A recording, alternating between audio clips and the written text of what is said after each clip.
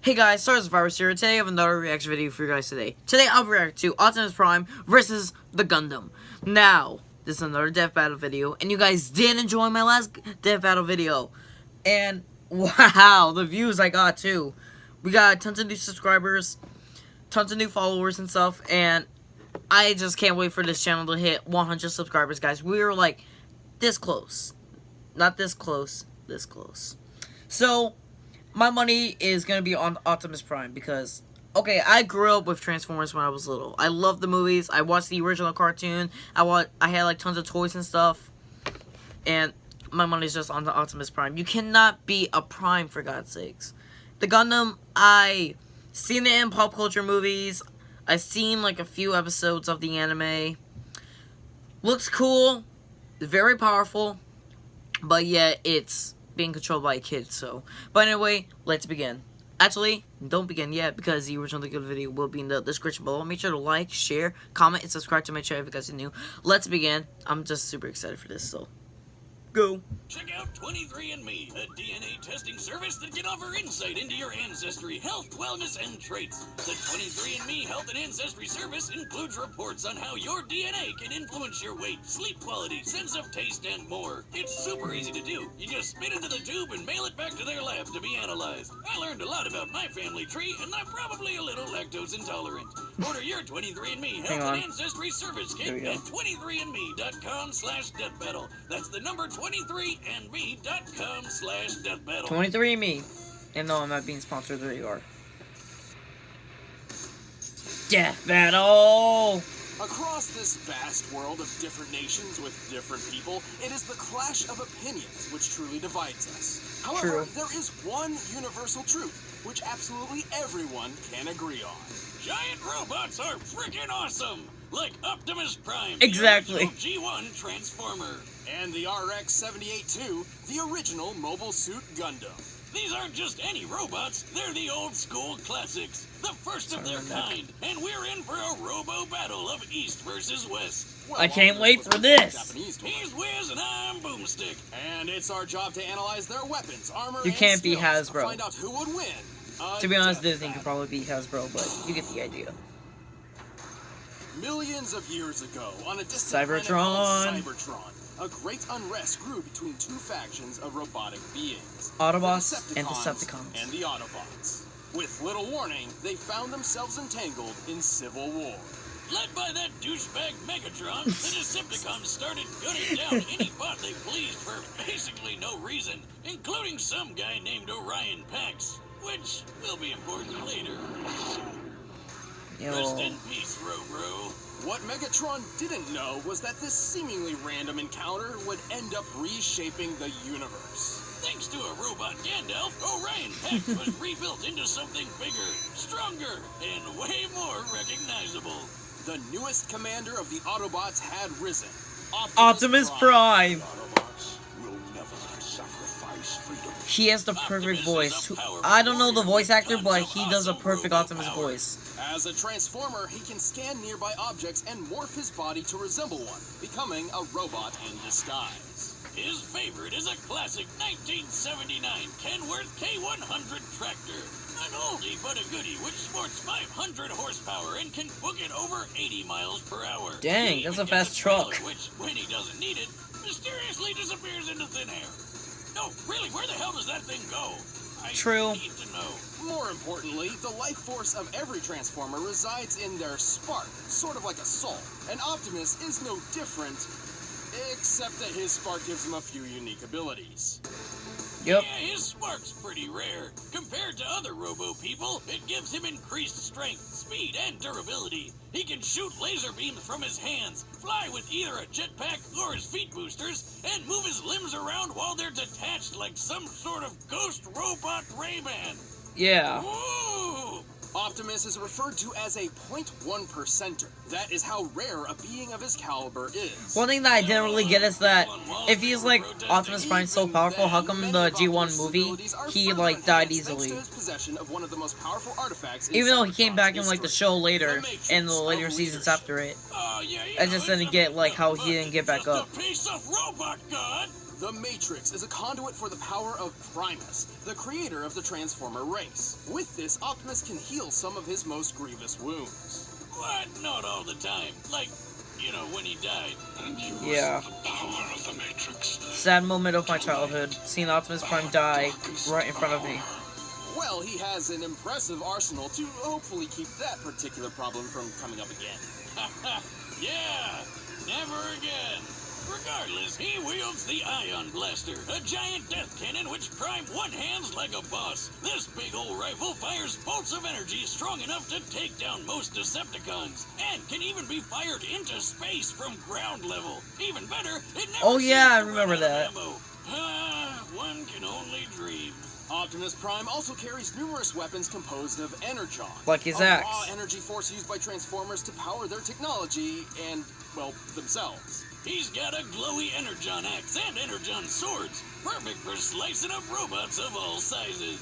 And I guess they probably work pretty good on people too. Fighting fire with fire, Optimus Prime led the fight against the Decepticons. And for yes, I several did millennia. play the Eventually, Cybertron war games, found War its for way Cybertron to and our Fall of own Cybertron. Earth. But we've got But nothing I don't to have the worry games about with Optimus anymore. protecting the planet. He's tanked blasts that would tear other bots apart. Like when this mega refinery exploded. It could be seen from outer space. He's punched the ground so hard, the trees around him freaking exploded. Child's Yep. play, Boomstick. He's strong enough to tip this large oil tanker, which, when compared to the real-life sea-wise giant, must weigh over 700,000 tons. Okay, I know he's a giant robot, but geez, that's a lot to like move and carry. Who boasted that his armor was drawn from the compacted subatomic matter of a collapsed star. Just to let you know, such a star would have a density of over 300 billion tons per cubic inch. While great density doesn't necessarily beget great toughness, this still means Six Shot's armor was 500 billion times more dense than osmium, the most dense natural material on Earth. Okay, now I'm starting to learn new things about What'd you Optimus. say? And our robo-commander wrecked it. He's fast enough to catch up to this Decepticon space shuttle in just 23 seconds. Given the size of the Earth here and the angle of ascent, we can determine he's moving around 125,000 miles per hour. He's also a talented leader, capable of commanding 1,000 battles at the same time via the Omniglobe. Like Skynet, but in a giant disco ball. He's used that crazy strength of his to punch through Megatron, who once tanked an explosion big enough to knock Cybertron out of orbit. And thanks to the weird robo-magic of the Matrix, he's even defeated Unicorn. Unicron. Unicron, who's bro. basically a giant robot Satan who eats planets. This guy is unstoppable. Not necessarily. Optimus is certainly powerful, but after Even all though is we said found and done, the he Transformers has for last one night, major weakness. Unicron just turns out to be Earth, which is stupid in my opinion. I don't really like that idea. Yeah, he's kinda all about the whole honor and fair fighting thing, which kinda screwed him over more than once, and even gotten him killed multiple times. Plus, he killed himself once just because he accidentally broke the rules in a freaking game. Yeah. But when his back is to the wall and all hell's breaking loose, he'll fight to the end, riding the eye of the storm. One shall stand, one shall fall. Yo, I'm gonna put that for on the thumbnail for the In text. the year 2179, humanity has embraced the stars. Well, mostly. Right. After a somewhat united humanity. I don't know how expanded that much across about the the solar Gundam, but I system, never seen like the ideologies between first those season. on I just Earth like and seen those in like a bunch of space episodes began after to that. drift apart. A new space I don't even Lord know if Republic, it's like the one Principality season of or Zeon, more than arose one to season. challenge the Earth Because I only Federation. watched like 2 episodes and that was it. That like the Domino's pizza mascot, but in space? No, more like space Nazis. Oh, well, I guess it's no surprise that they started a war by gassing a Oh my God, was that a space dead dog? colony and dropping the whole thing on the planet. Man, that's messed up. But that's just how it started. For the real star of the show, some smart guys put their heads together and came up with the coolest thing they could think of. Giant robots. Fighting robots. These were mobile suits, and one of Earth's nuttier engineers had developed a suit which would put all others to shame. This was the RX-78-2, otherwise known as the Gundam. The scene with the Gundam in Lots of mobile suits named Ready Gundam, Player but One was this the amazing. I original loved it. granddaddy of 'em all. This experimental mobile suit was hidden on a remote colony. But before its maiden voyage with the equally classified white base could begin, it was caught in a surprise Zeon attack. With just 2 Zaku suits, the space Nazis wiped out almost all of the white base's military crew. The only people left to save these secret projects were civilians, who had no idea these things even existed. Among those who rose up was a young boy named Amuro Ray. Brilliant, That's his name? Amuro was actually the son of the Gundam's chief engineer, and had already stumbled upon the mech's coded blueprints. So he grabbed the owner's manual, jumped in the Gundam, and flew into the fight. Damn! Not too See what I shabby mean? for Optimus going Prime's trying to off fight a just kid manual. in the giant suit. Amuro quickly adapted to its complex controls thanks to its learning computer system, designed so the Gundam itself can learn its pilot's limitations and compensate. Its body is made of a super durable Luna titanium alloy called Gundarium. Of course. Yet another fictional metal that's way better than anything in real life. For weapons, it's got twin 60mm Vulcan guns for ears. It's got What? a shield that can block shots strong enough to take down warships, and a gravity hammer, a supersized flail that's rocket propelled. Whoever came up with that is my goddamn hero. Same with the guy who built the ultra-destructive beam rifle. That would be the ingenious Dr. Minovsky. Thanks to him, the beam rifle is a marvelous feat of weapons engineering. Minovsky had developed a way to miniaturize the enormous megaparticle cannons found on warships without losing any power. The Wow. result is a Gundam-sized Pretty rifle impressive. that can take down entire fleets of ships all on its own. It's like having a pistol with all the power of 1,000 tanks. A single shot could easily tear through a 13,000-ton Musai-class warship. Given the official stats of this ship, to tear it asunder like so would require a strike worth nearly 9,000 tons of TNT. Oh! Sure, the beam rifle only has 16 shots, but who really cares when you just need one? Last but not least, the Gundam carries 2 retractable beam sabers. Because you can't have space battles without royalty-free lightsabers. But all these amazing weapons would be useless without an exceptional pilot. Despite still technically being a civilian, Amuro became the main pilot for the Gundam. Turns out, his skill was mostly thanks to his previously unknown abilities. Amuro was a new type. Like, Pokemon? See, apparently humankind was never meant to live under gravity's pull. In space, without it literally weighing down their souls, some humans develop psychic powers. That is the dumbest backstory for why someone gets powers. And we Yeah. got a lot of them with. So what, he can like read minds or something? Sort of. These powers and their capabilities have little definition, often differing between different people. Most Yeah, new Optimus types can Prime's gonna instantly win. understand each other upon contact, even drawing kinship between sworn enemies. Amuro's abilities in particular grant him something akin to precognition. He can predict exactly what will happen on the battlefield and where his enemies will be, and can capitalize on it if he reacts fast enough. How could he possibly predict I'd attack from the other side?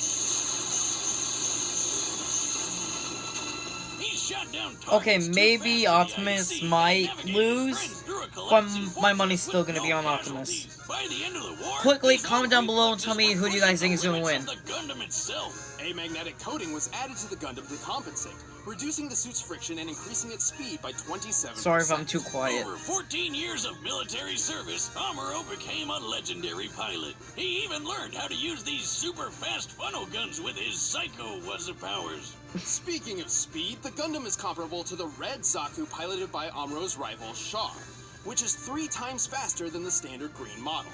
During the first large-scale battle with mobile suits, a Zaku flew through the battlefield in 7 seconds. By comparing the 1,072-foot-long Magellan-class starships in the distance, we can tell the Zaku flew over 7 miles. This puts the standard Zaku's top speed just under Mach 5. When tripled to compare to Char, this means the Gundam can move at least 11,000 miles per hour, 15 times the speed of sound. Highballing it with Amuro's new type powers and magnetic coating, it's possible the Gundam can move as fast as Mach 25. Though anything over that would put it dangerously close to re-entry speeds, which its chassis cannot survive on its own. The Gundam is strong enough to lift and throw this goofy mobile suit, and tough enough to power through a magnetic field that's 7,200 degrees Fahrenheit. Jeez. It survived plenty of really big explosions, including a detonating asteroid and a nuclear blast which wrecked Amuro's home colony. I bet it could wipe out the space Nazis all on its own. It nearly did. Amuro and his Gundam were instrumental to the war effort. It doesn't matter how much the Gundam was burned. It would always stand up, dispel the fear, and fly. Good line.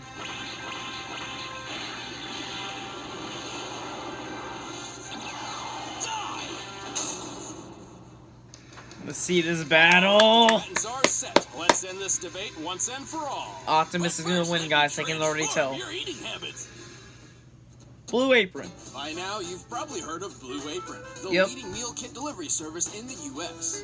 But did you know about all the different kinds of delicious foods you can make? Like the honey chipotle glazed chicken with poblano and lime rice. There's plenty to choose from, since Ooh, they offer that 12 actually new kinda looks recipes good. each week. All you have to do is choose the 2, 3, or 4 that sound best to you, and they deliver it right to your door. Plus, it's super simple to cook.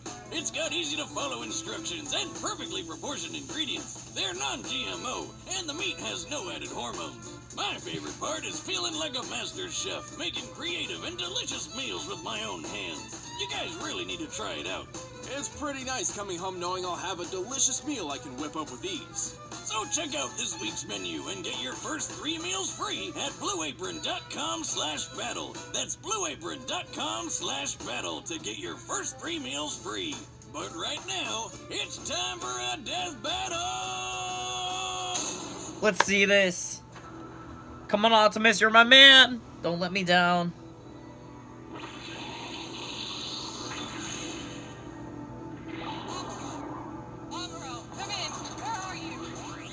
Checking something out, Salem. Nice to CGI. Get your butt back to White Base. If there's trouble, we can't send backup. Let's roll. Ooh, let's go, Optimus. I told you.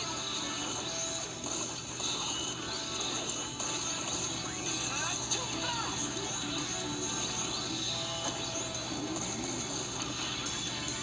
There you are.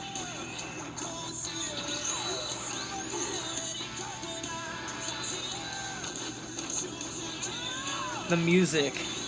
Total 80s music just to go with this fight. Oh! Decepticon, I have been in battle for countless eons.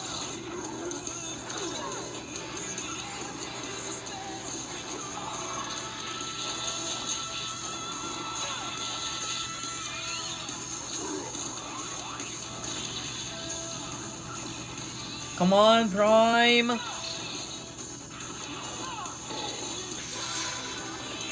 No.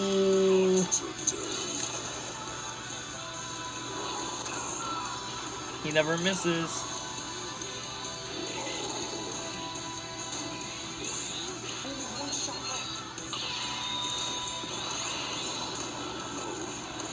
No, Optimus, please don't go down. Oh, okay, thank God. Ooh, they're taking the battle to Earth.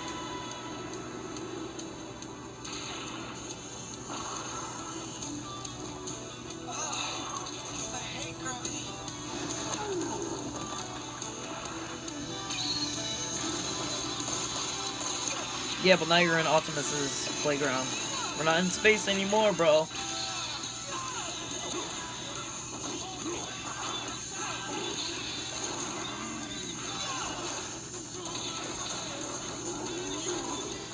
Ooh. Dang, Prime! Oh.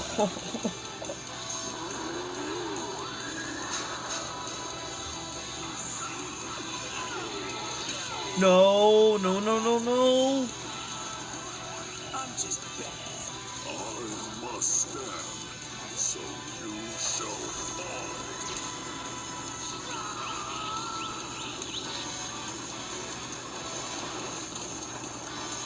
Come on.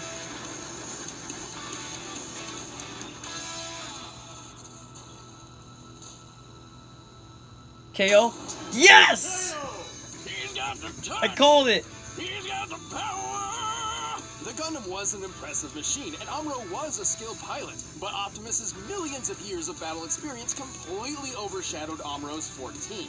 Also, we already know that Optimus was over 6 times faster and 9,000 times stronger. Holy hell! Who knew Optimus was so freaking buff?